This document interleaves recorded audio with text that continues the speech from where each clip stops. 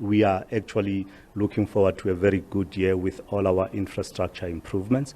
Like I said to you in our briefing, in terms of infrastructure around the airport, we are 96% serviceability of all our infrastructure, meaning that all our escalators, all our lifts, all our travelators within the airport that move people around the terminal up and down the different levels are 96% serviceable, which means that it has reached a level that satisfies us and further satisfies our passengers that they will be able to move around the airport without any hindrances. But above that, we are actually planning a big refurbishment program of all the infrastructure and the equipment within OR Tambo International Airport to make sure that as we gear for the upcoming peak season of 2023, we have 100% serviceability of our infrastructure here at OR Tambo International.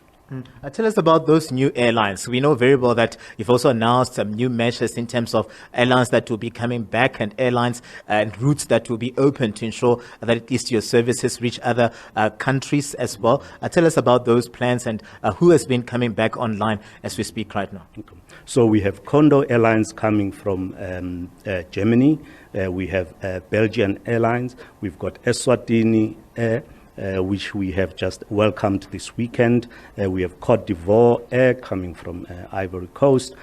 So we've got a number of airlines, including South African Airways, who have added 2 new routes from Johannesburg to Zambia, Victoria Falls. We also have SAF Air, our local airline. We have introduced the new route between South Africa and Zanzibar. So those are the airlines that we have that have returned to our Tambo. We anticipate more coming. Cathay Pacific will also be commencing with its operations on the 2nd of August in this financial year to make sure that the Chinese travelers, as you know, that China was mostly impacted by COVID, and China is one of our biggest tourists that come to South Africa. So we are looking forward to that, which will take us to, I think, a much greater improvement in terms of our recovery rate from 2019.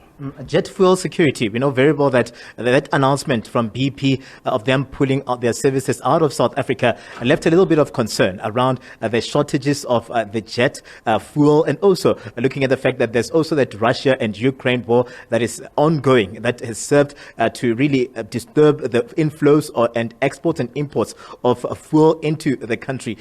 Are you concerned as ACSA around that announcement by BP? Do we have measures in place to ensure that at least we are mitigating her? Look, we are obviously concerned because we have a number of fuel throughputters. We call them throughputters. These are the different fuel or oil companies that are supplying jet fuel to our airlines here at OR Tambo and nationally. So we are concerned that if we have one of them leaving the country, yes, there could be shortages. However, all our airlines and airlines flying to South Africa are encouraged to make sure that they go into agreements with the different fuel suppliers, because BP is not the only supplier. There are several other suppliers of jet fuel. Awesome. Mr. Kambule, thank you very much, sir, for your time. He's coming through from ACSA there as the general manager, the regional general manager, just making sure that he's giving us an update in terms of the work that is underground. One of the things that also came out of this briefing this afternoon is the fact that they're tightening measures around the illicit financial flows, working with SARS as well and other stakeholders to ensure that issues of money laundering or those issues or concerns around some products that are not declared adequately at OR Tambo, that they clamp down on this to ensure the safety and security of each and every passenger that visits OR Tambo and other facilities that fall under ACSA. Katlego, Legodi, SABC News, OR Tambo International Airport.